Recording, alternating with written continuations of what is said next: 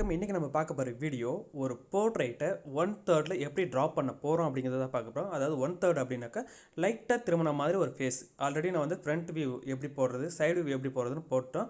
But அதே step தான் இப்போ நம்ம யூஸ் பண்ண போகிறோம். ஃபஸ்ட்டு ஒரு சர்க்கிள் ஒன்று ட்ரா பண்ணேன். சர்க்கிளை ஃபஸ்ட்டு பார்த்தோம்னா இப்படி ஆஃபாக பிரிச்சுக்கிறோம். சரிங்களா? சேம் அந்த ஃப்ரண்ட் வியூவில் எப்படி பண்ணாமோ அதே மெத்தட் தான், சைடு வியூவில் எப்படி யூஸ் பண்ணோமோ அதே மெத்தட் தான் சேம். பட் இது கொஞ்சம் என்னென்னா அந்த லைன்ஸு ஃபேஸை வந்து சென்டராக பிரிக்கணும்னா அந்த லைன்ஸ் மட்டும் கொஞ்சம் டிஃப்ரெண்ட்டாக இருக்கும். அதாவது ஃபஸ்ட் ஒரு சர்க்கிள் பண்ணுறோம், அதை வந்து 2ஆக டிவைட் பண்ணுறோம். அதுக்கு கீழே பார்த்தோம்னா அந்த மெஷர்மெண்ட்டை எடுத்துக்கிட்டோம். அதாவது எப்படின்னா இந்த மாதிரி நம்மளுக்கு 3 கேப் ஈவனாக கிடைக்கணும், அவ்வளோதான். சரிங்களா? ஸோ 4 லைன்ஸு 3 கேப்ஸ் நம்மளுக்கு கிடைக்கணும். இதை பார்த்தோம்னா ஆல்ரெடி நான் அதை ஸ்டெப்பை எப்படி போடணுன்றதை வீடியோவில் போட்டிருக்கேன். முடிஞ்சால் டிஸ்கிரிப்ஷனில் லிங்க் இருக்குது, செக் பண்ணி பாருங்கள். சரிங்களா? அதாவது ஃப்ரண்ட் வியூவில் நான் போட்டிருப்பேன். சரிங்களா?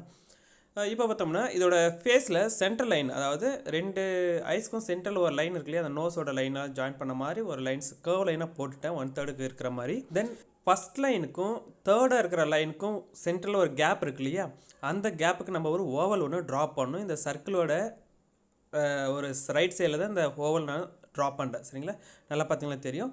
இந்த ஓவலை பார்த்தோம்னா 4ஆக டிவைட் பண்ணோம்னா அந்த 4ஆக டிவைட் பண்ண கீழே இருக்கிற அந்த பார்ட்டு, ரைட் சைடு கார்னரில் கீழே இருக்கிற அந்த பார்ட் வந்துட்டு காதுக்கு வர்றது. தென் வந்துட்டு அப்படியே கொஞ்சம் கொஞ்சமாக டார்க் பண்ணிக்கிறேன். ஃபஸ்ட்டு நம்ம டார்க் பண்ணி ட்ரா பண்ணோம் அப்படின்னா எங்கேயாச்சும் மிஸ் ஆகும். ஸோ அதனால தான் வந்துட்டு நானுமே கொஞ்சம் பொறுமையாக அந்த லைட்டாக தான் ட்ரா பண்ணிகிட்ருக்கேன். இந்த இடத்துல பார்த்தோம்னா ஐப்ரோ வந்திருக்கும் நம்மளுக்கு. இந்த கேப்புக்குள்ளே அந்த ஓவல்குள்ளே போய் டச் ஆகக்கூடாது, மேக்ஸிமம் அதுக்குள்ளே இருக்கிற மாதிரி இருக்கணும். அதுக்கு கீழே ஒரு சின்ன ஹரிசாண்டலில் ஒன்று லைன் போட்டுக்கிறேன். ஏன்னா ஐஸ் 2 ஈவனாக இருக்கிற மாதிரி இருக்கும், ஒன்று மேலே ஒன்று கீழே இருக்காமல் இருக்கிறதுக்காக ப்ராக்டிஸ் பண்ணுறது அது. தென் வந்துட்டு இந்த பார்த்தோம்னா இந்த கர்வ் லைன்ஸ் எல்லாம் அங்கங்கே பார்த்து ஏதாச்சும் ஒரு நீங்கள் ரெஃபரன்ஸ் பிக்சரை பார்த்து நீங்கள் ட்ரா பண்ணிங்க அப்படின்னா கரெக்டாக இருக்கும். சரி, இந்த அளவுக்கு நோஸ் இருக்கும் நம்மளுக்கு. இது எல்லாமே வெறும் நானாக கிரேட் பண்ணி தான் போட்டுட்ருக்கேன். இது எதுவும் பிக்சரில் பார்த்து ரெஃபரன்ஸ் பார்த்தெல்லாம் போடல. ஒரு ஃபேஸ்னால் சைட் ஃபேஸ்னால் இப்படி தான் இருக்கும், சைட் ஃபேஸில் 1/3 ஃபேஸ்னால் இப்படி தான் இருக்கும் அப்படிங்கிறது தான். சரிங்களா? ஸோ இதை வச்சு நம்ம எவ்வளோ பெரிய ஃபேஸுமே கன்வெர்ட் பண்ணிக்கலாம். அதாவது இது தோராயமாக இப்படி தான் இருக்கும், எல்லாருக்குமே காமனாக இருக்கும். சில பேர் வந்து குண்டாக இருப்பாங்க, சில பேர் ஒல்லியாக இருப்பாங்க, சில பேர் வந்துட்டு வயசானவங்க, குழந்தைங்க, இவங்களுக்கு எல்லாமே இருக்கும் இல்லையா. இதெல்லாம் காமனான ஒரு போஸ் தான். ஸோ இதை பேஸ் பண்ணி தான் நம்ம அந்த குண்டாக இருக்கிறதெல்லாம் கொஞ்சம் அப்படியே ஸ்கின்னை கொஞ்சம் பெருசு பண்ணிக்கிறதும், இல்லை ஒல்லியாக இருக்கிறவங்களுக்கு ஸ்கின்னை கொஞ்சம் இது பண்ணுறதும் கம்மி பண்ணுறதும் இதெல்லாமே உண்டு. சரிங்களா? ஸோ இந்த பார்த்தோம்னா இந்த ஓவலுக்கு லெஃப்ட் சைடில் தான் நம்மளுக்கு கண், இந்த சதை எல்லாமே கரெக்டாக இருக்கும். ஸோ இதை மேக்ஸிமம் ப்ராக்டிஸ் பண்ணால் மட்டும்தான் நம்மளுக்கு கிடைக்கும். நம்ம உட்காந்து எத்தனை டைம் பார்த்துட்டே இருந்தாலும் நம்மளுக்கு இது கண்டிப்பாக அப்சர்வ் ஆகுமே தவிர மற்றபடி நம்மளுக்கு ப்ராக்டிஸ்லாம் ஒன்றுமே ஆகாது. நம்ம கொஞ்சம் கொஞ்சமாக ப்ராக்டிஸ் பண்ண தான் வரும். ஸோ தப்பானாலே ப்ராக்டிஸ் பண்ணுங்கள், அப்போ தான் வரும்.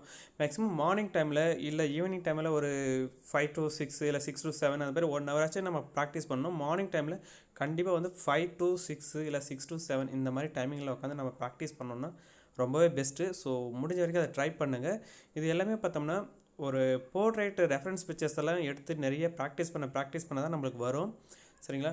இது வரைக்கும் நான் லைட்டாக ட்ரா பண்ணி முடிச்சிட்டேன். இதுக்கப்புறம் நான் சும்மா அப்படியே லைட்டாக டார்க் பண்ணி காட்டுறேன். ஏன்னா நம்ம எடுத்த உடனே எல்லாமே வந்து டார்க்காக பண்ணக்கூடாது, அது ரொம்ப ரொம்ப முக்கியம். நிறைய பேர் வந்துட்டு என்ன பென்சில் யூஸ் பண்ணணும், நிறைய வந்துட்டு டார்க்காக பண்ணுறீங்க அப்படி இப்படின்னு சொல்கிறேன்.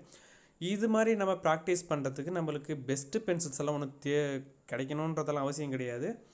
ஜஸ்ட் நீங்கள் HB பென்சில் இருக்கு இல்லையா, அப்சரா பிளாட்டினம் பென்சில், அதை வச்சு நீங்கள் யூஸ் பண்ணலாம். இல்லை கேம்லின் பென்சில் கூட வச்சு யூஸ் பண்ணிக்கலாம் இந்த மாதிரி ப்ராக்டிஸ்க்காக. இதை தாண்டி நீங்கள் வந்துட்டு BAP என்ட்ரன்ஸ் எக்ஸாம் அது மாதிரி எல்லாம் அட்டன் பண்ணுறீங்க அப்படின்னா கண்டிப்பாக வந்து சார்கோல் பென்சில் யூஸ் பண்ணுங்கள்.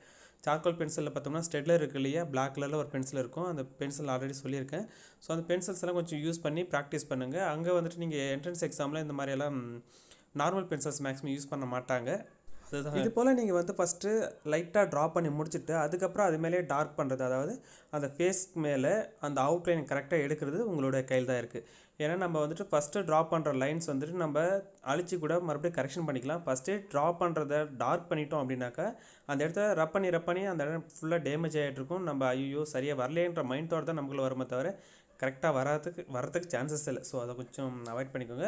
முடிஞ்ச வரைக்கும் இந்த போல் ஃபஸ்ட்டு லைட்டாக ட்ரா பண்ணுங்கள். அதுக்கப்புறம் இந்த மாதிரி லைட்டாக அப்படியே டார்க் பண்ணிகிட்டே போனீங்க அப்படின்னாக்கா உங்களுக்கு எக்ஸ்பீரியன்ஸ் நல்லாவும் இருக்கும், வித் அவுட்புட் சூப்பராகவும் இருக்கும் பார்க்குறதுக்கு. சரிங்களா?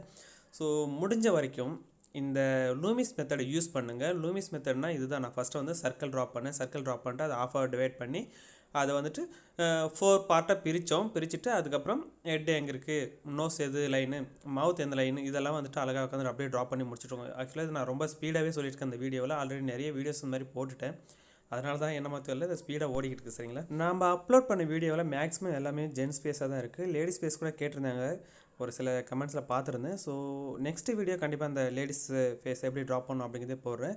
ஸோ இதிலே இப்போ சும்மா அப்படியே சிம்பிளாக சொல்கிறேனே, ஐப்ரோ பார்த்தோம்னா லேடிஸ்க்கு நல்லா அருவா மாதிரி அப்படி வளைஞ்சி இருக்கும். அதை கொஞ்சம் அப்சர்வ் பண்ணிக்கலாம். நெக்ஸ்ட் வந்து இந்த காதுகிட்ட வந்துட்டு லைன்ஸ் அப்படியே ஷார்ப்பாக இருக்கும்.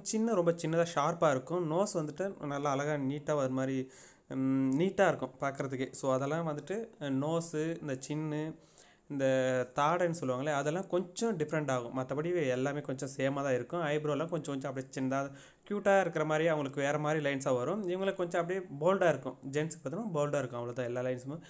அந்த ஐப்ரோலாம் பார்த்தோம் ஒரு கோவத்தில் இருக்கிற மாதிரி இதெல்லாம் வந்து எல்லா ரியாக்ஷன்லாம் காட்டி இது பண்ண முடியும். ஸோ இதோட தான் டிஃப்ரெண்ட் 2 பேருக்குமே. ஸோ நெக்ஸ்ட் வீடியோவில் நான் உங்களை மீட் பண்ணுறேன், சரிங்களா? ஸோ இந்த வீடியோ சும்மா அப்படியே ரெஃபரன்ஸ்க்காக யூஸ் பண்ணிக்கோங்க. நெக்ஸ்ட் இன்னும் கூட கொஞ்சம் டீட்டெயில்டாக பொறுமையாக பட் என்ன டைம் எடுத்து பண்ணுற மாதிரி இருக்கும். Okay, bye, thank you.